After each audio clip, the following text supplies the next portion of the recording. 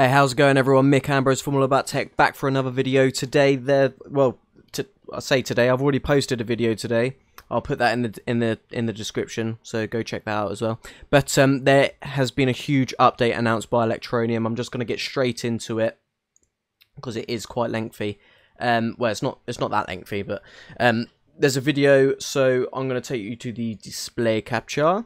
There's a video there, but we're just going to read through it. I've already watched the video and read through it, but I'm just going to read through it, start to finish, and then have a small chat about it. But because this all explains itself, to be honest with you, so I don't really need to analyze it that much. So this is a big announcement for Electroneum. See bottom of this article for the full details of the blockchain tech update. Some of our community have been worried about our blockchain tech, especially regarding ASIC miners and blockchain flooding. We will cover these below, along with the announcement of some exciting major changes to our to the way our blockchain runs. ETN blockchain update May 30th. Monero, who we based our blockchain code on, perform an update approximately every 6 months, and this is a great practice as it allows them to keep their technology moving forward and introduce new features. We will be following this model, and our first major update, also known as a fork, is scheduled to take place at block 307500, which is approximately 10:30 AM BST on May 30th. Don't panic, forking explained. It's important for everyone to understand that whilst this is known as a fork, it is very different to Bitcoin forking to Bitcoin Cash or Bitcoin Gold. The fork will not result in two currencies, as all the exchanges and pools will update their software in advance of the update block, and Electroneum will continue with an update blockchain.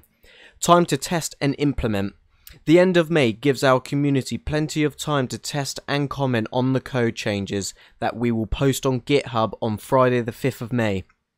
It also gives plenty of time for every node owner to update their Electroneum nodes ready for the update block.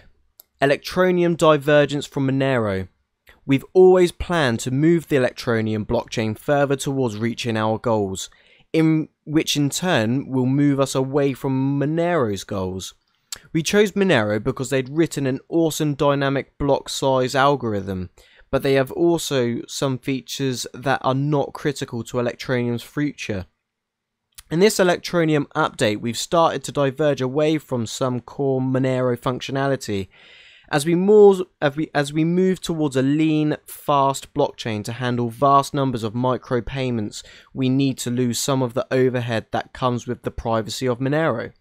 We are still going to be far more private than Bitcoin or Ethereum. For instance, you won't be able to look at someone else's wallet balance, but by decreasing some of the privacy features, we can fit significantly more transactions into a block, which is critical for our next stage of growth, and our corporate partners start to bring on user numbers, and our vendor program starts delivering instant cryptocurrency acceptance into online and physical shops and stores.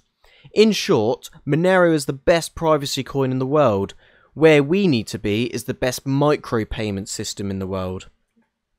ETN blockchain tech update details. Anti-ASIC. An ASIC is a computer chip that has been made for a specific task. In this instant, the task is to mine the kryptonite algorithm that Electroneum uses. We are implementing the ASIC code to ensure we have maximum resistance to any network attack that could occur in the future. Limiting mining to GPUs reduces the chance of a single entity possessing enough hashing power to attempt a 51% network attack. It is important to note that there is no proof of a 51% network attack having taken place on the Electroneum blockchain. Transfer fee increase. There has been a lot of comments about our transfer fee being too low. It is important to our project that the fee remains low because we are going to be focusing on instant payments and instant micropayments in the real world, and we need fees that are lower than the typical direct debit credit card fees. However, we have suffered from blockchain flooding, so taking steps to ensure we are resistant to this in the future. We have therefore decided to increase our base fee to 0.1 ETN. This is still a fraction of the cost of a transfer of other cryptocurrencies, but still increases the difficulty of flooding by an order of magnitude. Combined with our other updates below, this will give us more effective resistance to blockchain flooding. Increased block size. Sorry, let me go that again. 3.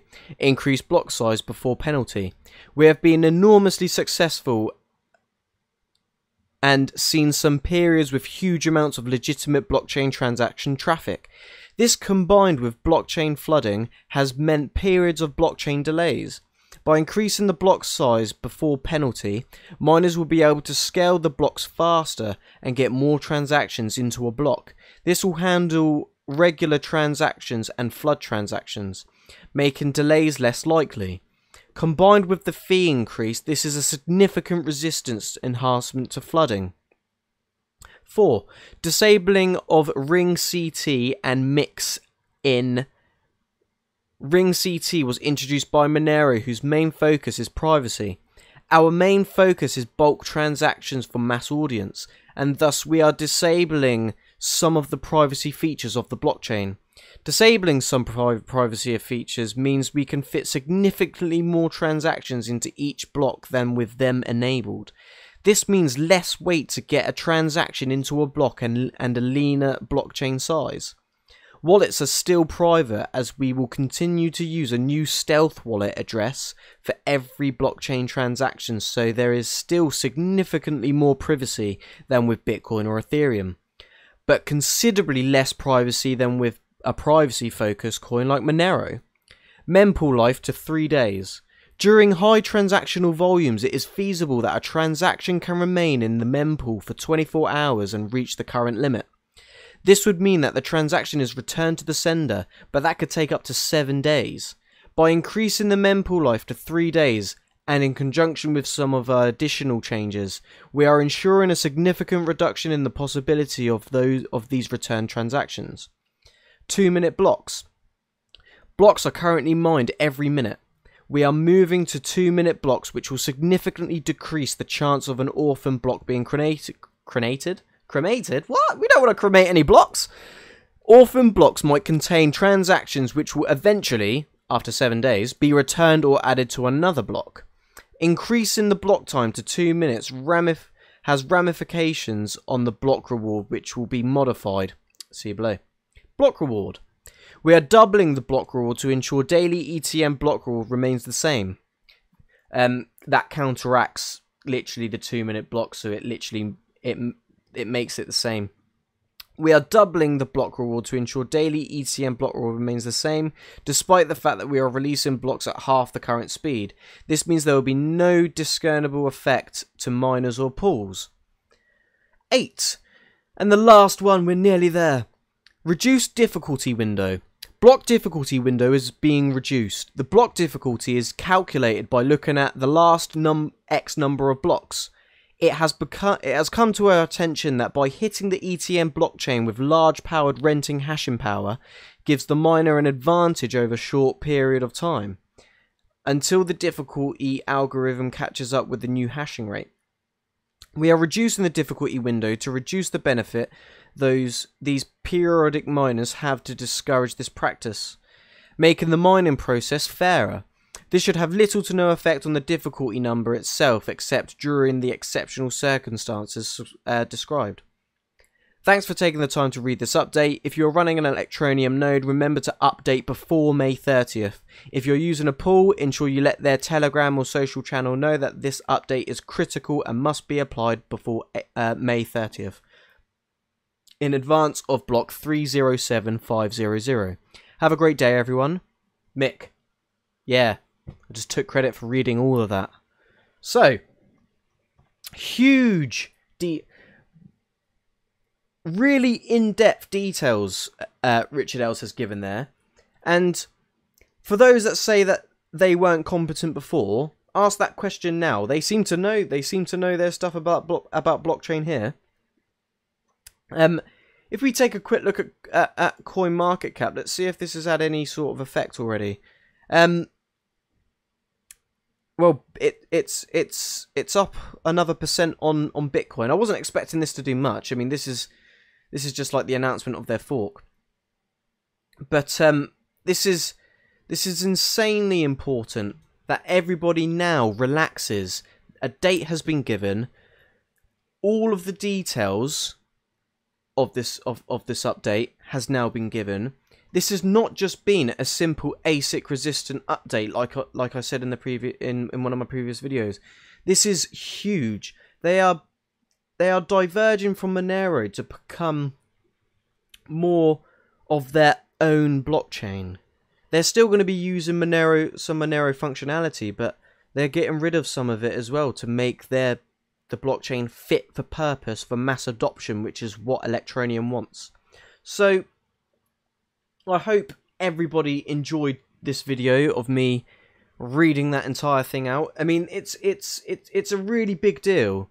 Everybody needed this update, and to be honest with you, I wasn't expecting anything else until Friday.